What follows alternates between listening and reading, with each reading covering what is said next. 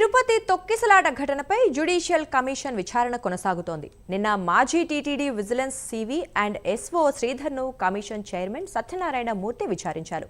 కలెక్టరేట్లో సుమారు 3 గంటల పాటు బాధితులను, టీటీడీ విజిలెన్స్ పోలీస్ అధికారులను ప్రశ్నించారు.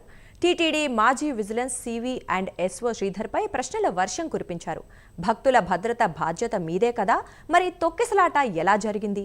పద్మావతి పార్కులోకి భక్తులను ఎందుకు పంపించారు?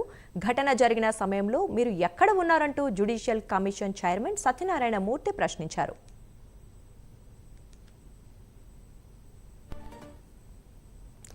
ఇక ఈ విషయం గురించి మరింత సమాచారం మా కరెస్పాండెంట్ సునీల్ అందిస్తారు.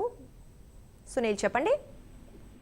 రైట్ దుర్గా, మొత్తం మీద ఏదైతే తిరుపతి తొక్కిసలాట ఘటనకు సంబంధించి నిన్న శుక్రవారం కలెక్టరేట్ లో వీడియో కాన్ఫరెన్స్ హాల్లో సుమారుగా 3 గంటల పాటు ఇటు బాధితులు కావచ్చు, మరోవైపు టీటీడీ విజిలెన్స్, పోలీసు, ఇతర అధికారులను సైతం జస్టిస్ సత్యనారాయణ మూర్తి విచారించిన పరిస్థితి ఉంది. ముఖ్యంగా ఏదైతే ప్రధానంగా TTD chief vigilance security officer గా పనిచేసినటువంటి శ్రీధర్ ని సుమారు చాలా సేపు ఆయన విచారించిన పరిస్థితి ఉంది. ఎందుకంటే ఆయన్ని ఒకటే చాలా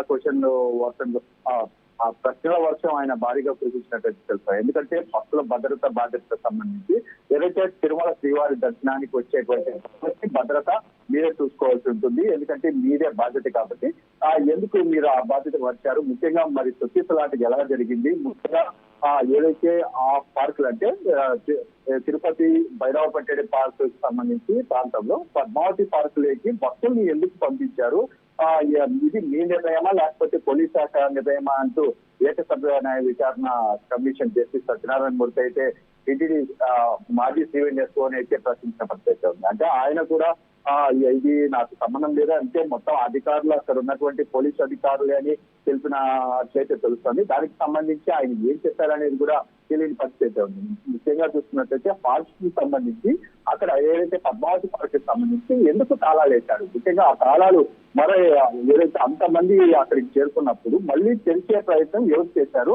దానికి ముందు జాగ్రత్తలు తీసుకోకుండా మీరు ఎలా భక్తుల్ని వెంటనే వదిలారు అని చెప్పేసి దాని మీద ప్రధానంగా అడగడం.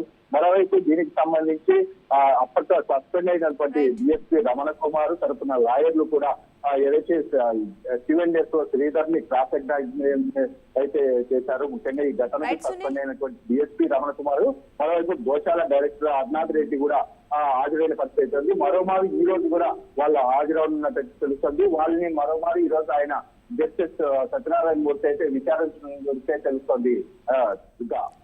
Right, thank you Sunil.